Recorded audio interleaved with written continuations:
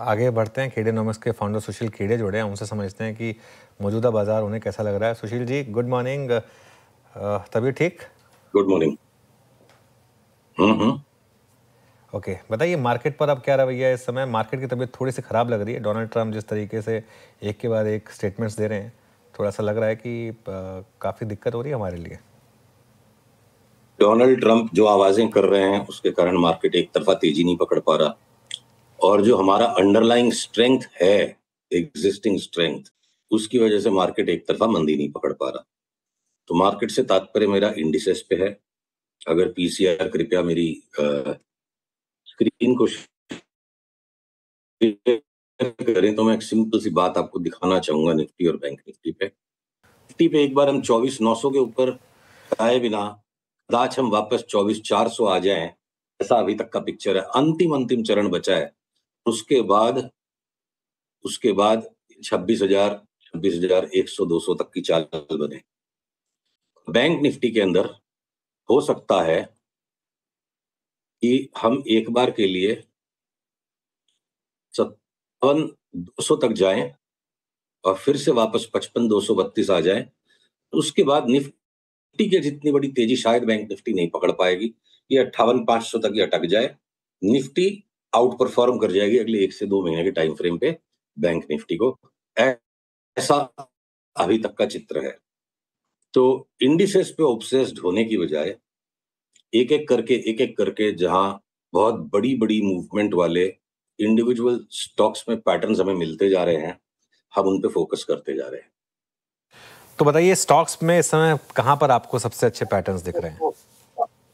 Real estate में DLF लगता है 1,070-80 की चाल शुरू हो चुकी है।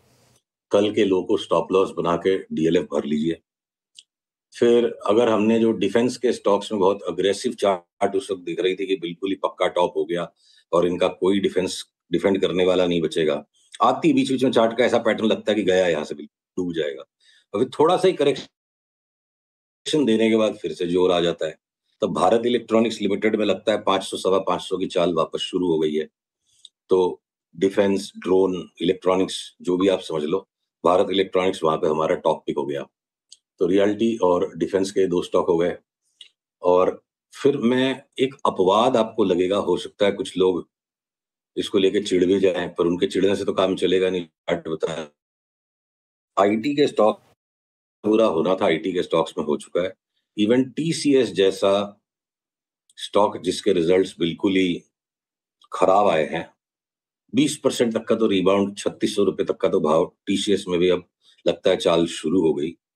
टेक महिंद्रा में 50-55% की चाल शुरू हो गई। ये सब 6 महीने के व्यू की बात मैं कर रहा हूँ। टेक महिंद्रा में, टीसीएस में हो सकता है उन 2 महीने में 20% आके फिर एक नया लो आ जाए।